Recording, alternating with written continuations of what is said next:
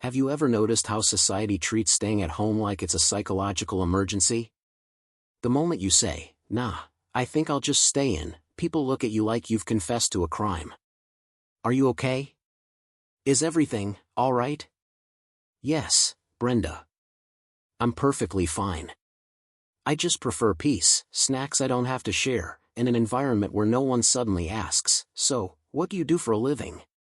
It's funny, people think staying home means you're avoiding life. But what if the real plot twist is this? Maybe the people who stay home aren't hiding, maybe they're the ones who actually figured life out. Let me guess, you're the type of person who wakes up, looks outside, sees the sun shining, and instead of feeling inspired to go out, you feel personally attacked. Because the moment the world starts yelling, "Go outside, touch grass, live your life," you're like, "Yeah, but my bed, my couch, my room, they also need me." Maybe you're someone who genuinely likes people, just in small doses. The idea of being around others isn't terrifying, it's just exhausting. You enjoy conversations, but only the ones that don't require you to shout over loud music or pretend you're fascinated by someone's vacation photos. Or maybe you've mastered the ancient art of mental calculations every time someone invites you somewhere. Okay, how far is it? How long will it last? Do I have to talk? Do I have to wear real pants? By the time you finish evaluating, the event is basically over. You might recognize that feeling of instant relief after canceling plans. Not guilt. Not shame. Just pure, peaceful, soul-level exhale. Like your nervous system puts on comfy pajamas and whispers, "Thank you." And deep inside, you know home is where your brain finally stops buffering. That's where you think clearly, recharge properly, and exist without performing. Your hobbies live there. Your creativity thrives there. Your peace doesn't ask for Wi-Fi, it just shows up. If you've ever felt misunderstood for choosing comfort over chaos, quiet over noise, or meaningful time over random "let's just hang out for no reason," then yeah, this video gets you. You're not weird. You're not lazy. You're just wired differently. And we're about to break down exactly why. One of the biggest misunderstandings about people who love staying home is this idea that it's some kind of personal weakness. Like society collectively agreed that if you're not constantly outside, touching trees, attending brunches, and pretending to enjoy social chaos, then clearly you're broken. Mistake number 1, treating homebodies like they're malfunctioning. People hear "I'd rather stay home" and immediately respond with, "You should get out more." Why? Why is outside automatically the superior option? Half the time outside just means overpriced coffee, unpredictable weather, and someone's car alarm going off like it's auditioning for a horror movie. Mistake number 2, assuming staying in equals being antisocial. Listen, indoor people can socialize. We just don't want to do it in environments where we can't hear ourselves think. Most of us actually have great social skills, we're funny, we're engaging, we're charming. For about an hour. After that, we need to curl up like a phone on low battery and recharge in silence. Mistake number 3, trying to force extroverted routines onto introverted wiring. This is where people go wrong. They think the solution is to push you into more events, more outings, more fun, as if your social stamina will magically increase. It won't. It's like trying to upgrade a toaster by yelling motivational quotes at it. Wrong operating system. Mistake number 4, believing comfort equals laziness. This one needs to be banned permanently. Comfort does not mean you're avoiding responsibilities. It means you prefer doing life from an environment where your nervous system isn't screaming. Some people climb mountains to find peace. Some of us sit on a couch and find enlightenment between snack breaks. Both are valid. Mistake number 5, projecting personal needs onto others. Outdoor-loving people often assume everyone else should feel the same energy boost they get from going out. But for homebodies, outside stimulation hits the brain like opening 27 browser tabs at once. It's too much input, too fast, with no escape button. But the biggest mistake of all? Believing that staying home means you're missing out on life, when in reality, you're avoiding stress, chaos, and unnecessary drama while preserving your mental bandwidth. Maybe the real problem isn't your love for staying indoors. Maybe the real problem is that the world is a little too loud, a little too chaotic, and a little too obsessed with productivity theater. And honestly, you're just not interested in pretending. At the core, staying home isn't really about avoiding people or avoiding life. It's about protecting your energy, your peace, and your mental clarity like they're rare Pokemon cards. People who love staying indoors aren't running away from the world, they're running toward a space where they can actually function. Home gives you control. Control over noise. Control over time. Control over how much of your personality you have to display. It's emotional self-preservation disguised as "I think I'll just stay in." Underneath it all, what you really want is freedom to be yourself without performing. Stability so your brain isn't constantly dodging chaos. Comfort so you can recharge instead of surviving. Mental space to think clearly, learn, create, or just breathe. The real goal is simple. You want to operate from a place where your nervous system isn't in fight or flight mode every 5 minutes. Home is the environment where you feel like the most authentic version of yourself. And that's not hiding. That's alignment. Alright, let's get into the heart of this whole "I love staying home" mindset, because once you understand the psychology behind it, everything clicks into place like perfectly arranged Tetris blocks. Here's the big idea, the core insight, the main principle. People who prefer staying indoors aren't avoiding life, they're wired for deep focus, emotional conservation, and controlled environments. Their brain thrives where things make sense, not where chaos lurks behind every corner. Let's break this down in a way that feels less like a lecture and more like a late-night conversation with someone who gets you. 1. Your brain prioritizes stability over stimulus. Some people wake up and crave external excitement. They need bustling streets, loud brunches, crowded malls, group plans, and spontaneous adventures to feel alive. Your brain wakes up and says, "Oh look, peace.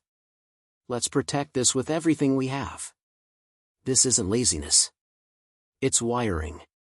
Home is your base. Your control center. Your emotional Wi-Fi router. Inside those walls, your brain finally relaxes enough to actually work properly. Your thoughts stop doing synchronized chaos dancing. Your nervous system stops scanning for threats. Your creativity stops hiding behind anxiety. When your environment is predictable, you operate at your highest potential.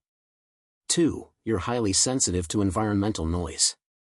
One of the biggest psychological reasons indoor-loving people prefer home is this. Your brain reacts strongly to sensory overload. Loud environments aren't fun, they're draining. Crowded spaces aren't exciting, they're chaotic. Random conversations around you aren't background noise, they're a mental attack. Meanwhile, the outside world behaves like this. Horns honking. People shouting. Music blasting.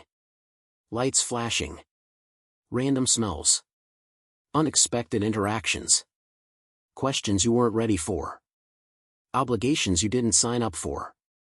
Your brain goes from peaceful monk mode to "I need to lie down immediately" in seconds. At home, your senses chill.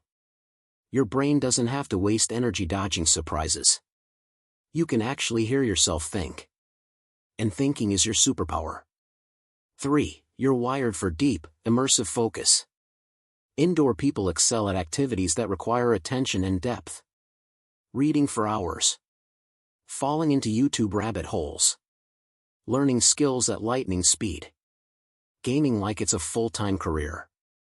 Crafting, drawing, organizing. Researching things nobody asked about. Your brain loves immersion. It loves going deep instead of constantly switching gears. This is why being outside feels exhausting. Your attention is constantly being hijacked. Watch out for the car. Why is that guy staring? Oh no, I have to make small talk. What's that smell? At home, you can hyperfocus. Time disappears. Your mind runs smooth like a well-oiled machine. This doesn't just make you productive, it often makes you more skilled, more knowledgeable, and more thoughtful than the average person. 4. You have smart social energy, not endless social energy. Let's be honest. You're not bad at socializing. You're actually pretty good at it. But your social battery drains faster than a cheap smartphone that's been left in the sun. For some people, social interaction recharges them. For you, it costs emotional coins. You can be engaging, attentive, funny, supportive, charismatic. But only for a limited time. This is not a flaw. It's efficiency. Your brain doesn't waste energy on unnecessary performance. You show up where it matters, and you withdraw where it doesn't. Home isn't about isolation, it's about protecting your emotional CPU from overheating. 5. You dislike performing, and you prefer authenticity. Outside, you often have to put on a social costume. Polite smile. Socially acceptable responses. Yes, the weather is crazy these days. Pretending to care about someone's cousin's pet hamster. Remembering to act normal. It's exhausting.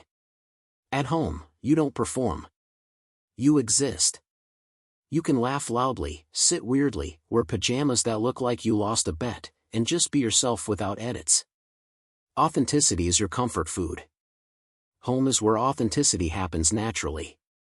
6. You're a processor, not a react all the timer.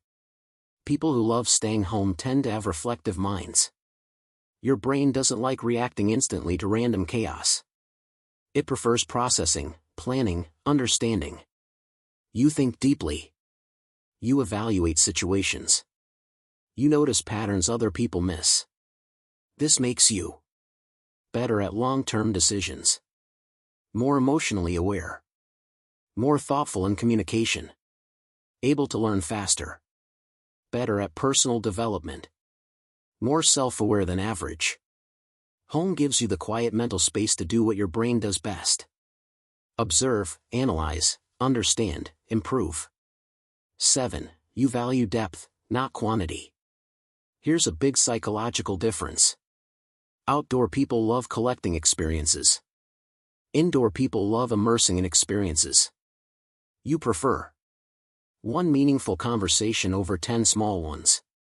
One friend who gets you over 20 who don't. One hobby you love over 10 random activities. One peaceful evening over 4 chaotic outings. You're not missing out. You're filtering out nonsense. Your life is about intentionality, not constant motion. And intentional people tend to be calmer, more stable, more grounded, more creative, more emotionally mature. 8. You're not afraid of the world, you're selective with your energy. This might be the most important insight. You're not hiding. You're choosing. Choosing comfort over chaos. Choosing depth over noise. Choosing peace over pressure. Choosing environments where your brain works properly. Choosing a lifestyle that aligns with your mental architecture. People who love staying indoors aren't weak. They're self-aware enough to understand what drains them and what fuels them. This is emotional intelligence in action. The core insight summarized. You're not just a homebody. You're someone whose psychology thrives in environments that are calm, predictable, meaningful, safe, creatively stimulating, mentally manageable. You're wired for clarity, depth, self-reflection, and intentional living. And home isn't your escape, it's your foundation. Picture this. It's Saturday. The one glorious day you've been dreaming about since Monday morning. You wake up, stretch like a cat who pays no rent, and immediately feel that quiet sense of victory, because today is your day. No alarms. No forced conversations. No pretending to understand office jokes. Just peace, silence, and your favorite oversized mug. You make your breakfast exactly the way you like it. No one judging your weird combination of tea, toast, and snacks that technically shouldn't be eaten before noon. You sit on the couch, wrapped in a blanket that somehow always smells like safety, and scroll through your phone with zero urgency. It feels perfect. And then, it happens. Your phone buzzes. A friend, "Hey! We're all going out for lunch. You coming?" Your soul leaves your body for 3 seconds. You stare at the message like it's a pop-up ad threatening your freedom.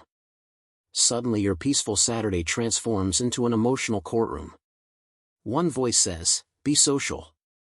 Don't be boring." Another replies, "I barely have the energy to exist, let me live."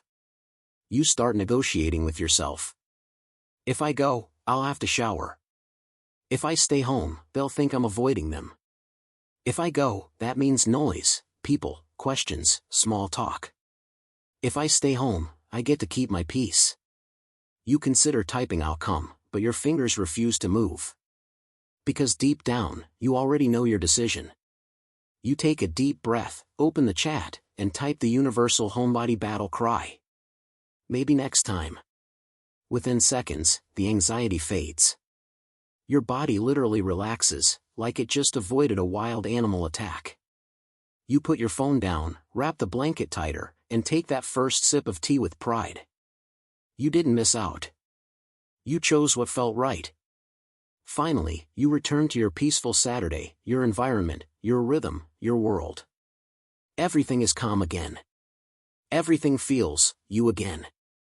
This isn't antisocial behavior. It's self-alignment in action.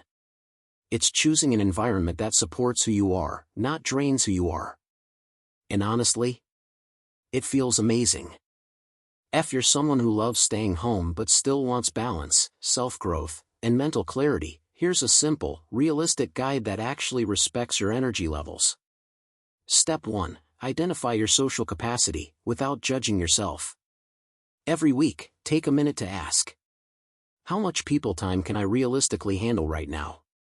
Be honest. Some weeks your battery is full.